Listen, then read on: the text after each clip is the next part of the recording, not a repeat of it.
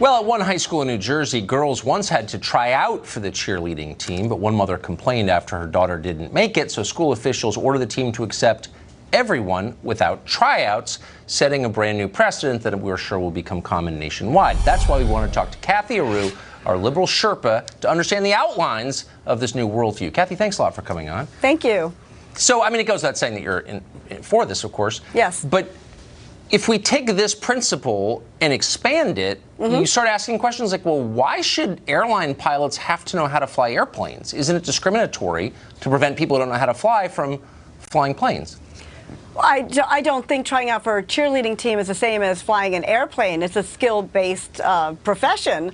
So if you know how to fly an airplane, by all means, you should fly an airplane. But I don't think cheerleading is the same as flying an airplane. But there was a set of standards, and people couldn't join the team if they couldn't cheer correctly. Right, but maybe these people who couldn't join the team then get confident they become confident cheerleaders. They didn't even know they could be great cheerleaders, and then they go on to become wonderful pilots because they look back and they were great cheerleaders. So it gives them that self-esteem to move on in life and become better people. So well, thank goodness. I agree with that. See, now you're winning me over. Thank goodness for these inclusive programs. Well, but why don't we adopt these same inclusive standards at Harvard and Yale and Princeton? I mean, why are we keeping people out because they can't read or have low SAT scores? Doesn't that hurt their self-esteem? It's a shame. Yeah, SATs have been proven to be false. They're no indication of how people will do after a few years at college. So throw out the test, absolutely, because if people are given a chance, they do excel. So we should allow more diversity, more variety in our schools, in our sports.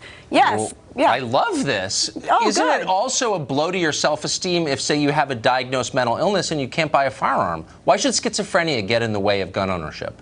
Everyone else can buy one, but you can't because you're diagnosed mentally ill. Isn't that discriminatory? Well, I think that would hurt other people, so I'm not for any program that would hurt other people, but programs that allow people to excel and become better people, then there's nothing wrong with that. But having a mental illness and then having a firearm, which, I mean, anyone having a firearm is probably not a good idea in general. You're totally right. You're totally right. Right. I thought you would agree.